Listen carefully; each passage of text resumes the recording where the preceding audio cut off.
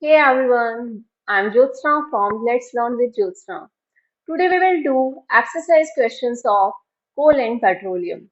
In previous video, we have covered all the topics of this chapter. In this video, we will do exercise of this chapter. So let's start with me. Now, see question number one. What are the advantages of using CNG and LPG as fuels? Answer is the advantages of using CNG and LPG as fuels are as follows.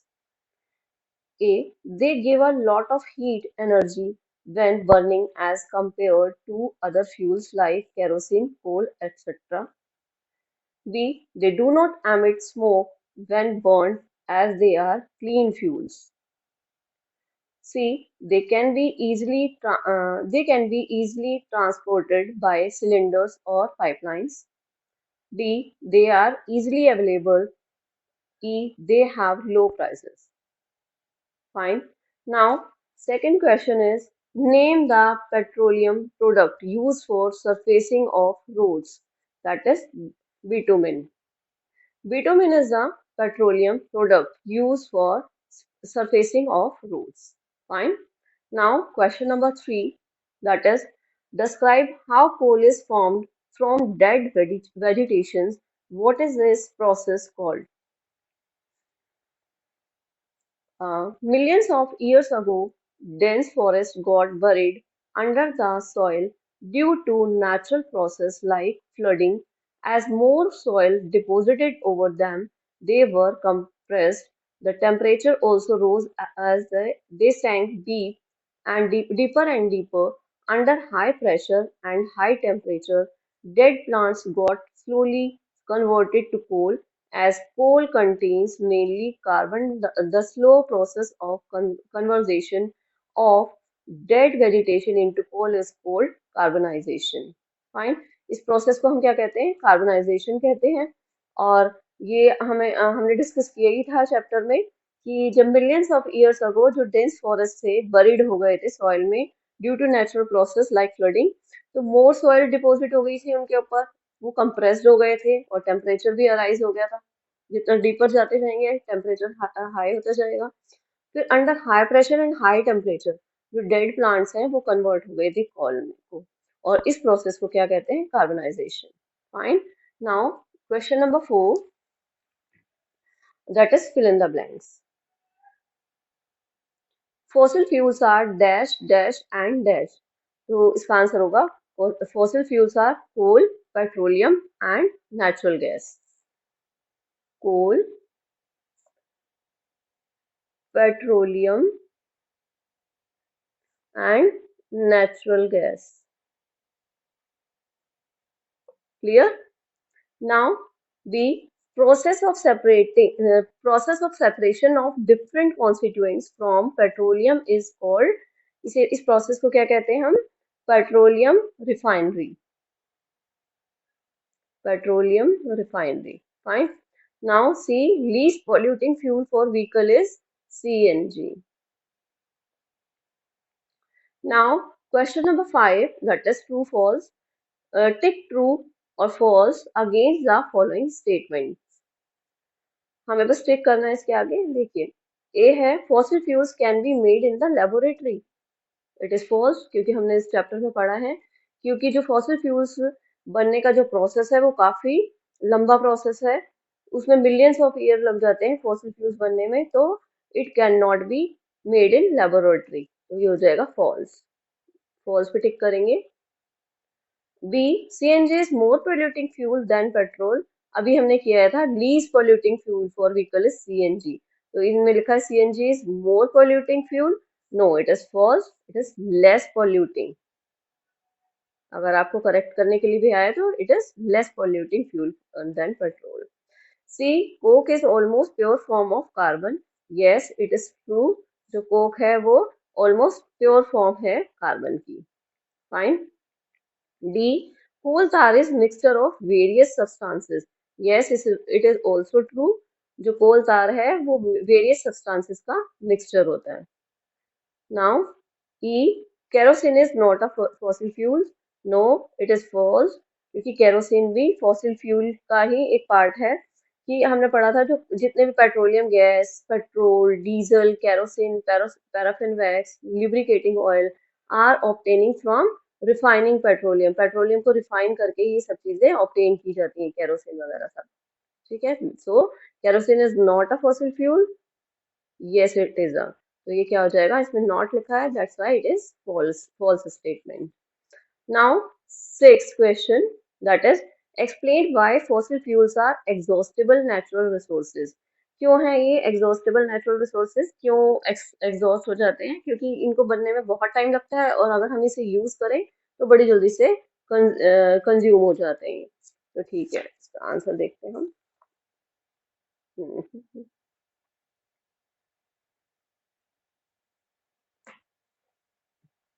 The resources which are in limited quantity in nature and can be exhausted by human activities are called exhaustible natural resources. जो natural resources limited quantity में available है nature में, और वो human activities से exhaust हो जाती है, तो हम उन्हें क्या कहते हैं, exhaustible natural resources कहते हैं। The process of formation of fossil fuels required millions of years. Dead vegetation and animals that get buried deep inside the earth required high temperature and pressure for the formation of fossil fuels, which cannot be done in the laboratory. Thus, fossil fuels are limited. So, fossil fuels are exhaustible natural resources. क्या है इनको बनने में, जो इस process को क्या कहते हैं, एग्जॉस्टेबल नेचुरल रिसोर्सेज किसे कहते हैं, जो रिसोर्सेज लिमिटेड क्वांटिटी में नेचर में प्रेजेंट है और ह्यूमन एक्टिविटीज से उनको एग्जॉस्ट किया जा सकता है। तो क्या होते हैं उन नेचुरल रिसोर्सेज को कहते हैं एग्जॉस्टेबल नेचुरल रिसोर्सेज। और जो इसका प्रोसेस है फॉर्मेशन ऑफ फॉसिल फ्यूल्स, उसमें मिलियंस ऑफ ईयर्स लग जाते हैं। डेड वेजिटेशन और एनिमल्स, जो डेड एनिमल्स हैं वो बरीड होते हैं deeper and deeper inside the earth, और उनमें उनको रिक्वायर्ड होता है high temperature and high pressure for this formation. तो ये प्रोसेस लेबोरेटरी में नहीं हो सकती। thus fossil fuels are limited, so fossil fuels are exhaustible natural resources. Fine. Now question number 7.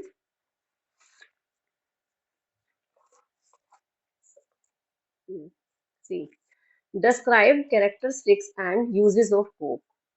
Coke के हमें कैरेक्टरिस्टिक बताने हैं और उसके यूजेस बताने हैं। Answer number 7 is here. Characteristics of coke. A, it is an almost pure form of carbon. ये carbon की almost pure form है। Is it visible? Yes. Second, it is a tough, porous and black substance.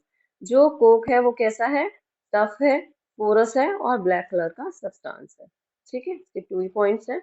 Now इसके uses हैं। It is use to make steel and metals extraction as a reducing agent. जो steel और metal का extraction होता है उसके लिए use होती है ये कोक, रिड्यूसिंग एजेंट है ये। Now question number 8, explain the process of formation of petroleum. Petroleum को हम कैसे फॉर्म करते हैं, मतलब हम नहीं करते, this is a natural process, कैसे फॉर्म होती है petroleum. Answer number 8 is dead organisms that got buried in the sea millions of years ago got covered with layer of sand and clay due to lack of air,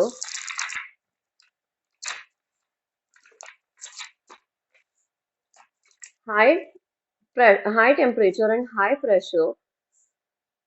These dead organisms got transformed into petroleum and natural gas.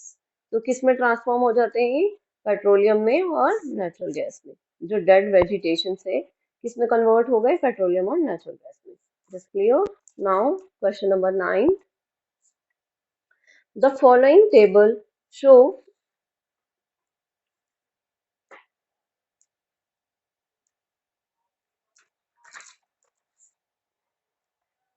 The following table show The total power shortage in India from 2004 to 2010 show the data in the form of a group. Put shortage percentage for the year on the y-axis and the year on the percentage of year on the y-axis and the year on x-axis. जो इसका percentage है year का वो हम y-axis पे show करेंगे और जो ईयर है वो x-axis पे.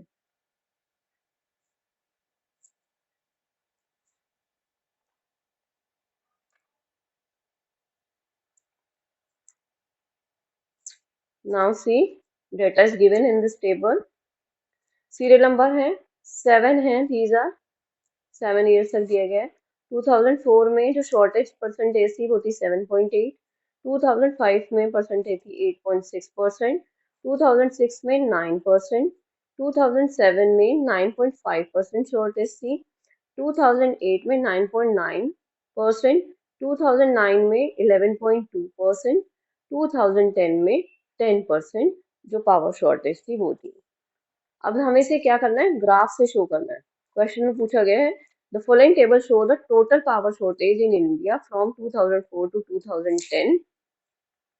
Show the data in the form of a graph. हमें इसे क्या करना है, ग्राफ की फॉर्म में शो करना है. Put shortage percentage for the year on the y axis.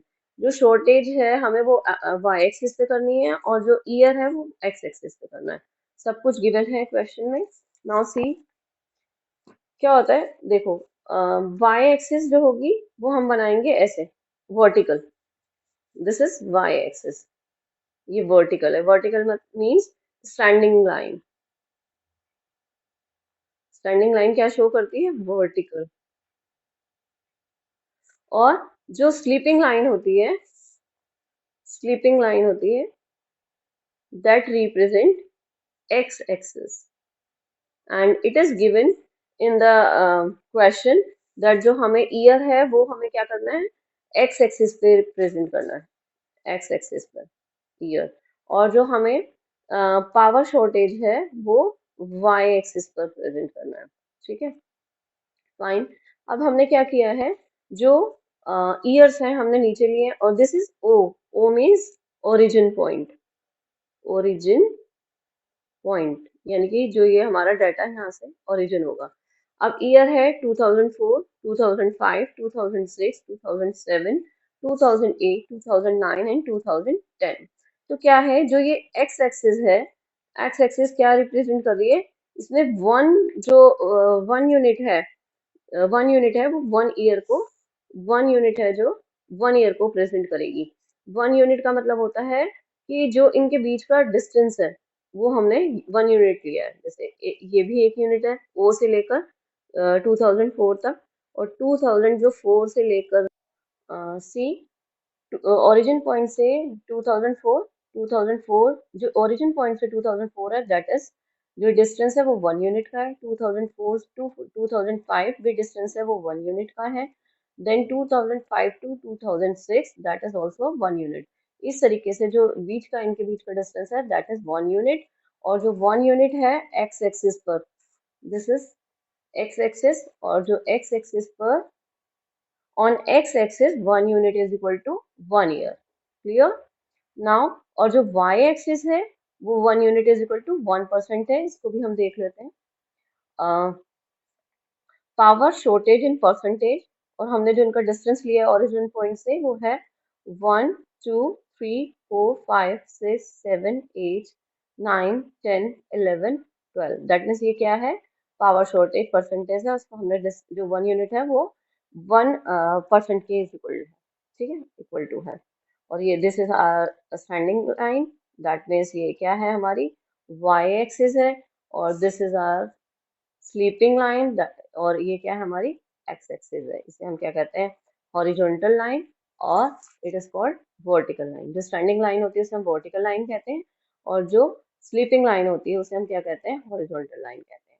अब इस पर हमने क्या लिया, 2004 में हमारा जो डेटा गिवन है वो है 2004 में 7.8. दैट इज 7 पॉइंट कहाँ, 8 कहाँ आएगा, 7 और 8 के बीच में. 7 और 8 का बीच का जो मिडल पॉइंट होगा वो 7.5 होगा, और 7.8 जो होगा यहाँ पे 0.5, 0.6, 0.7, 0.8 यहाँ से हम लेंगे, और जो 2004 को है हम ऐसे डॉटेड लाइन कर लेंगे और इसको यहाँ पर पॉइंट लगा देंगे। ठीक है।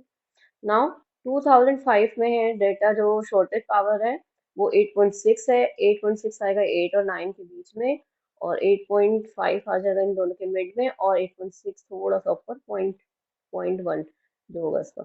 और इसको हम क्या करेंगे, 2005 के बिल्कुल सामने लाकर यहाँ पे एक डॉट लगा देंगे। देन 2006 का जो डाटा गिवन है दैट इज 9, पूरा 9 पर ही 2006 and 9 is here. We will put dotted line and we will put dot here. Then in 2007 the power shortage supply is 9.5%. Then 2007 is here and 9.5, that means between 9 and 10. तो यहाँ पर हम एक dotted line से इधर ले जाएंगे और 2007 से इधर ले जाएंगे, and we will put dot here. Next 2008, the shortage is 9.9%.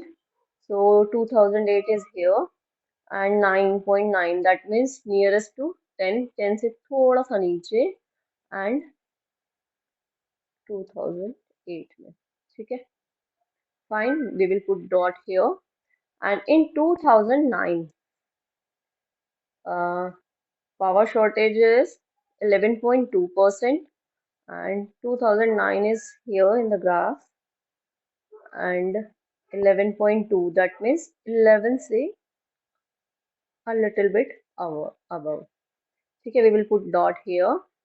And the last one is 2010, and power shortage in 2010 is 10, dotted 10, that means पूरा 10 पर ही आएगा, and here we will put dot here above the 2010.